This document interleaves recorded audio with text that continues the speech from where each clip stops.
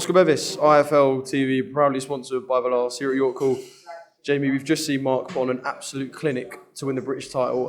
Just your initial reaction to what was an absolutely brilliant performance. Superb performance. I've always known that Marc had that in him, and he just needed the opportunity to prove it at that sort of level on that stage. He's waited so long for the British title opportunity. He's won 2 eliminators. One of them we thought was a final one, and it actually wasn't. And but then eventually he's got his opportunity, and he puts on a clinic. We'll talk about the fight itself in a sec, but one of the first things you said was he waited for his opportunity. I was ringside when he fought Case Ashfaq, and I remember thinking that night, surely this is a man who needs the spotlight of British boxing. It hasn't happened. Surely now Marc deserves the spotlight of British boxing. Yeah, mate, and do you know what? I think Chris Paul did a fantastic job tonight in terms of forcing the best out of Marc Leach, because it's so difficult to get to get to that point, because he's so talented. You know, he really punches hard, and he's so elusive that he makes people hesitant to come. But Chris didn't give up one little bit. He forced the fight. He made for an entertaining fight, and it brought the best out in Marc. But you know, I was just saying before, what about the scorecards again? It's just, yeah, I'm complaining, and we've won, and this can't keep going on. It's ridiculous. Yeah, well, I mean, the right man won at least, but I think there were a few people in there tonight that went, not again, especially for your gym as well, yeah? Exactly. So as soon as the cards started getting red, I was like, no, please, no. Nigel said the time it took as well, you was all in the corner, like... Because it makes you nervous, and I shouldn't be nervous. After 5 rounds, I said to Nigel, yeah, pretty clear here now, and he was like, and I'm like, why are we questioning this? We're only questioning it because of what happened 2 weeks ago. If that didn't happen 2 weeks ago, we wouldn't even be questioning it. And it was a boxing lesson, so it was a clear win for Marc. You said about his power, and Nigel said the same as well. Akeem said he hits harder than he looks. Everyone will notice his boxing skills tonight, but you could see from how Chris's face was, there is power behind them punches. Absolutely, and I think it's not. If you're looking at that and saying Marc Leach doesn't punch, like you say, look at Chris's face, and Chris will tell you he can punch. I think it's more a testament to Chris's toughness rather than Marc's lack of power. One thing, like I said, everyone would have noticed tonight, the movement, the footwork. Defensively, could you argue he's one of the best fighters in the country right now?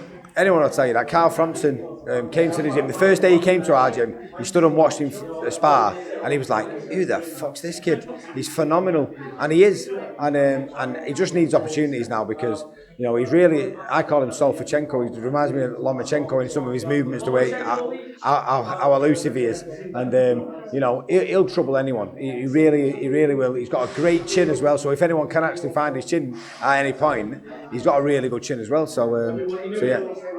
Inoue, we'll fight Inoue, no problem. We'll test Marc's like matrix-like defence against Inoue's ridiculous power.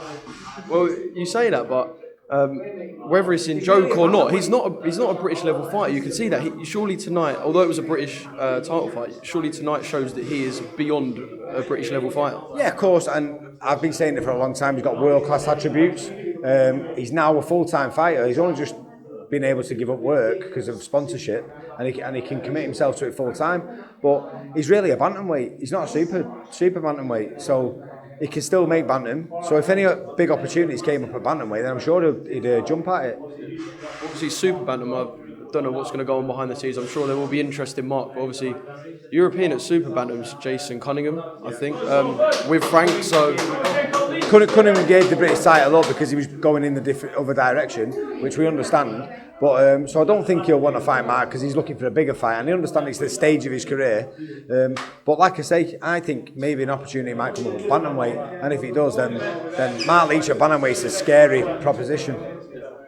Just a final one. You said about him having 2 eliminators, well overdue. This just a final word on how much it means to you and the team, and partly after. I know tonight's about Marc. Partly after what happened a couple of weeks ago in Scotland, just how much this night means to you. Look. I say what this night means to me. It means to me more because of Oliver Harrison. Oliver coached Marc from being 6 years old, brought him all the way through, and then when he got sick, he couldn't coach him anymore, and Marc came to train with us. Oliver got me a British title. He absolutely transformed my career and turned me into the fighter I was. And now I've been able to pass on the stuff what Oliver taught me and help Marc Leach achieve the same thing as what Oliver got me to achieve. So it's just a beautiful story. And the next one from Salford is going to be Larone Harrison, who's Oliver's son, who I'm now coaching. So you know, it's a beautiful story. It's a bit of history in there, and I'm so happy for Marc. I really am. Brilliant, Jamie. Well done. Cheers, mate. Thank you.